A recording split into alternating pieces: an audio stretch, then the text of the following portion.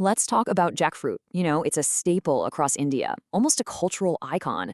But what if I told you that behind that familiar spiky green skin, there's this incredible story of massive waste, grassroots innovation, and a really powerful economic idea? Seriously, just think about that for a second. What if something that we produce in huge amounts, something really valuable, was just being tossed out? Because believe it or not, that's exactly what's been happening with one of India's most beloved fruits. And this is the scale we're talking about. 2,000 crore rupees. That's the estimated value of jackfruit that's just wasted every single year in India. It's a staggering number, right? And it really sets the stage for everything we're about to get into. All right, so let's start here with this paradox. How can something so valuable, something often called the poor man's fruit because it's so accessible, be so tragically wasted? And you gotta understand, this context is key. India isn't just a minor player, it's the second biggest producer of jackfruit in the entire world. This fruit has been grown here for thousands of years. It's really woven into the very fabric of the country's culture and its agriculture. And I mean, just look at the sheer scale of production. Take a look at Kerala. We're talking nearly 350,000 metric tons. The fruit is literally everywhere, which of course makes you wonder, why on earth is so much of it going to waste? Well, here's the kicker. Jackfruit is incredibly perishable. Once it's picked, the clock starts ticking. Fast. This quote from a NIFTM report really gets to the heart of the problem. Without the right knowledge, the right infrastructure for harvesting, transport, and storage, this treasure, it quickly becomes trash. But, out of this massive problem, a really unique solution started to grow. And it didn't come from a government think tank or some big corporation. Nope.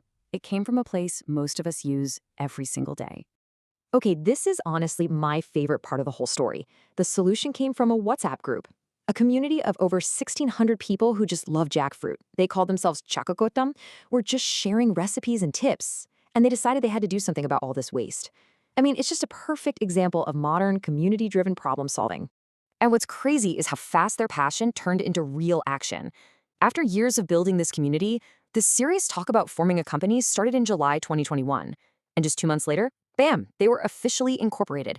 That's the power of having a shared mission right there. And this quote from the company's chairman, R. Ashok, it really shows you what they were all about. It wasn't just about saving the fruit. It was about creating real value for society, making these great products available to more people, and so importantly, creating jobs.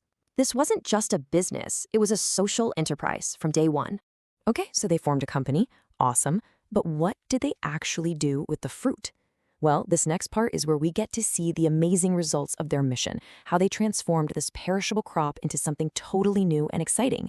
And this is what that transformation looks like.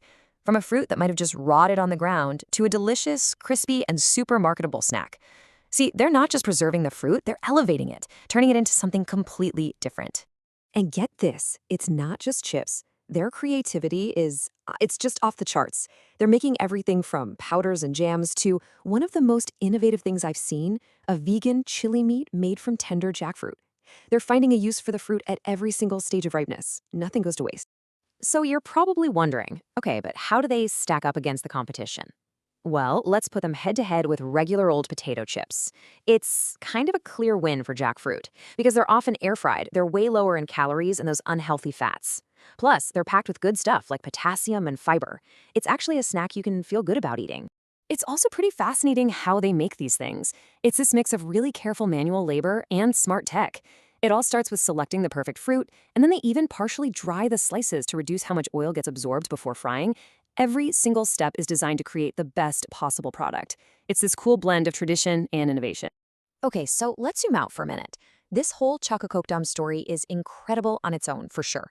But it's also a perfect example of a much bigger and honestly a much more powerful idea. Because what these folks have done, it's more than just a nice story. It's a real-world case study in one of the most important concepts for a sustainable future, the waste-to-wealth model. They have literally turned trash into treasure.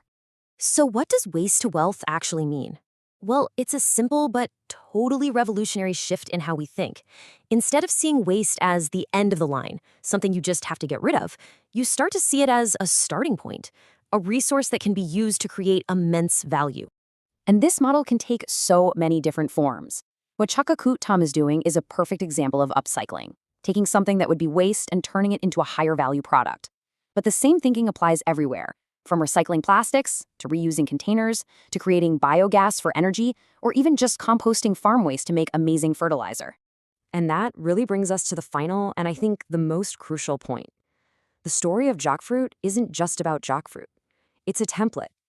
It forces us to look around and ask, what else are we throwing away that's just waiting for a new perspective to unlock its hidden value? What other treasure are we still throwing in the trash?